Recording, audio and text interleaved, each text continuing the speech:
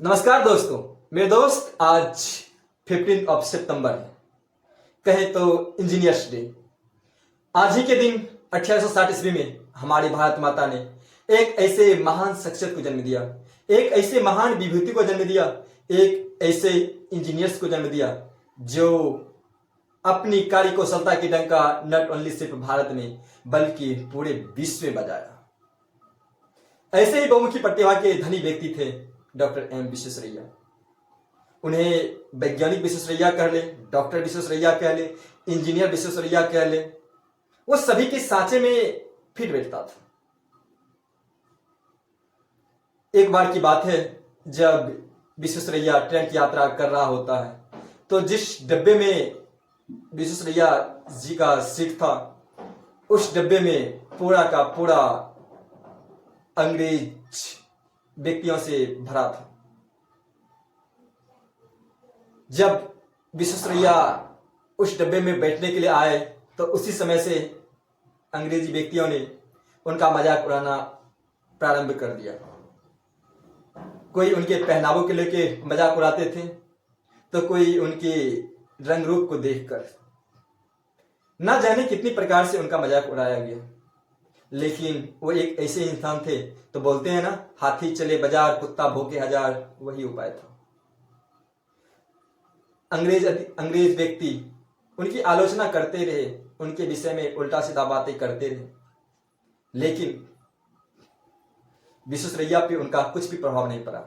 वो अपने धुन में मग्न थे, अपनी आंखों को बंद कर कुछ अनुभव कर रहा था। एकाएक कुछ ही समय के बाद वो बोलते हैं कि ट्रेन रोको। तो सब अंग्रेज हैरान थे। एक बार फिर से बोलते हैं कि अरे भाई ट्रेन रोको, ट्रेन रोको। अंग्रेज सोचा, कैसा पागल इंसान है, कितना बढ़िया ट्रेन चल रहा है, बोल रहा है ट्रेन रोको, ट्रेन रोको। और इसी बीच जो है उनकी बातों पे कोई कान न दिया तो अंत में डॉक्टर विश्वेश्वरैया ने खुद अपनी हाथों से उस ट्रेन की जंजीर को खींच डाला। जैसे ही जंजीर खींची, ट्रेन रुका।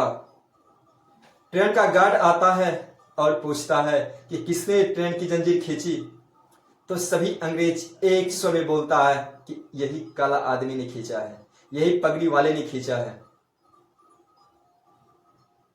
तो ट्रेन के गार्ड एम विश्वेश्वरैया जी से पूछता है कि आपने इस ट्रेन की जंजीर को क्यों खींचा? क्या आपको पता नहीं कि इस ट्रेन की जंजीर को खींचना दंडनीय अपराध है? आपको जेल हो सकती है, आपको सजा हो सकती है, आपको हर्जाना भरना पड़ सकता है। तो एम विश्वेश्वरैया ने मुस्कुराते हुए कहा, जी मुझे सब पता है। तो फिर आपने खींची क्यों? तो आप जब यहां से जाएंगे ना तो 220 मीटर की दूरी पर जाओगे तो आपको ट्रेन की पटरियां टूटी हुई मिलेगी। यह सुनकर गार्ड सहित ट्रेन की सभी यात्री हैरान थे। क्या बोल रहा है? कोई व्यक्ति यहां बैठे बैठे कैसे ये जज कर सकता है, कैसे ये डिसाइड कर सकता है, कैसे ये बोल सकता है कि 220 मीटर की दूरी पे ट्रेन की पटरी टूटी हुई है? तो किसी को उनकी कौनों पे विश्वास नहीं हुआ। लेकिन एम विश्वेश्वरैया की जिद के कारण सभी अंग्रेज और उस ट्रेन के गार्ड ड्राइवर सहित जब जाते हैं तो सच में देखता है कि वहां जो है ट्रेन की पटरी टूटी हुई होती है। यह देखकर सभी हैरान थे कि क्या हो रहा है।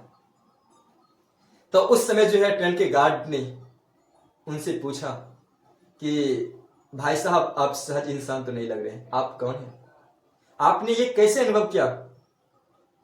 तो विश्वेश्वरैया जी जवाब देते हैं, मैं पेशे से सिविल इंजीनियर हूं,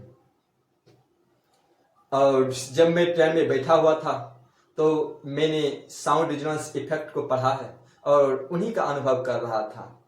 मुझे जो है गति में परिवर्तन दिखाई दिया, उनकी आवाज़ सुनाई दिया और मैंने कैलकुलेट करके ये आपको बता दिया कि इतनी दूरी पे जाके ट्रेन की पटरी टूटी हुई। यह देखकर सभी दंग रह गए और यह खबर नॉट ओनली सिर्फ भारत में बल्कि पूरे विश्व में फैल गया कि ऐसा भी इंसान भारत में है। अंग्रेज इससे पहले और रमन इफेक्ट से पहले तक ऐसा मानते थे कि इंडियन जो है रेडी पटरी पे काम करने के लिए है, इंडियन मवेशियों को खिलाने के लिए, इंडियन खेतीबाड़ी करने के लिए, इंडियन माल ढोने के लिए है। तो उन्होंने ये साबित कर दिया कि हम भारतीय भी साइंस के क्षेत्र में, टेक्नोलॉजी के क्षेत्र में, प्रौद्योगिकी के क्षेत्र में आगे बढ़ सकते हैं। उन्होंने अपनी कार्य कुशलता की लोहा सिर्फ एक बार नहीं बल्कि हजारों बार मनवाया। एक बार की बात है जब 1931-32 ईस्वी की शायद बात है कि उन्होंने जो है कृष्णा सागर डैम को बनाने के लिए सरकार से अपील किया। तो उस समय जो है सरकार ने उनकी बातों पे ध्यान नहीं दिया।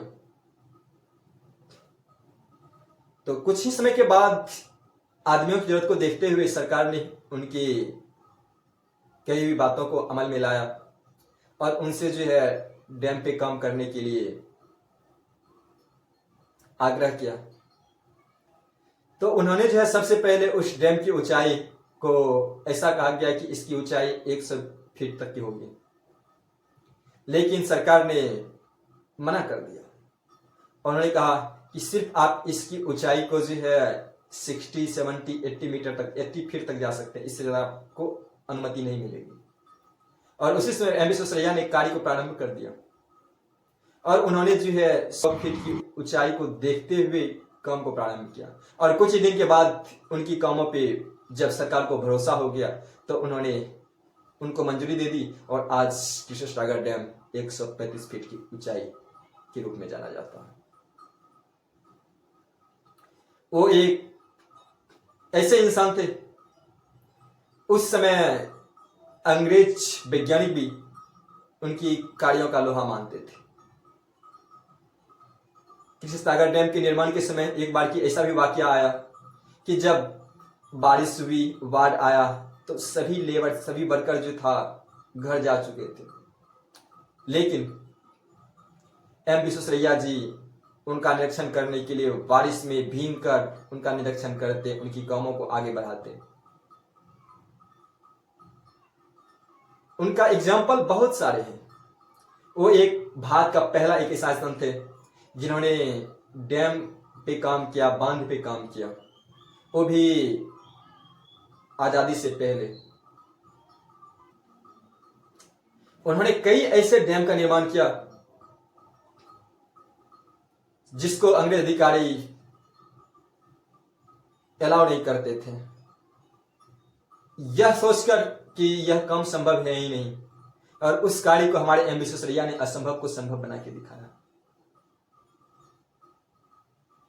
एम विश्वेश्वरैया के विषय में जितनी भी कहा जाए उतनी ही कम होगी।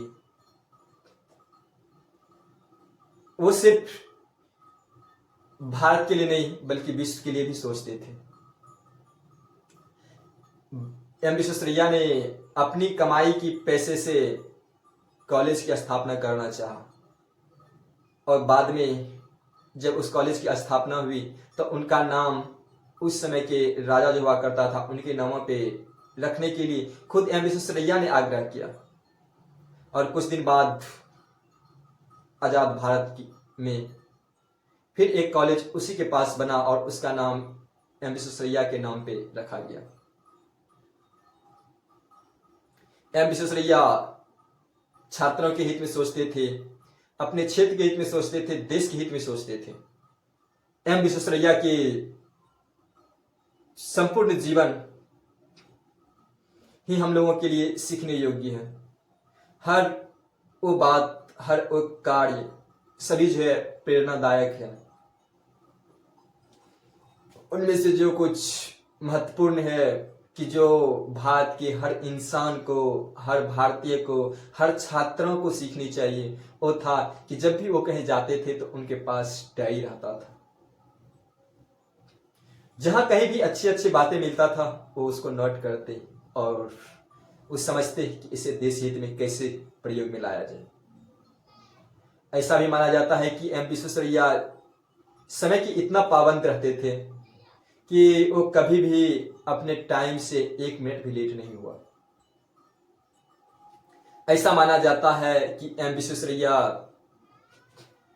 जब कहीं स्पीच देने जाते थे तो इस स्पीच को खुद पहले लिखते, प्रैक्टिस करते, उसके बाद स्पीच करते।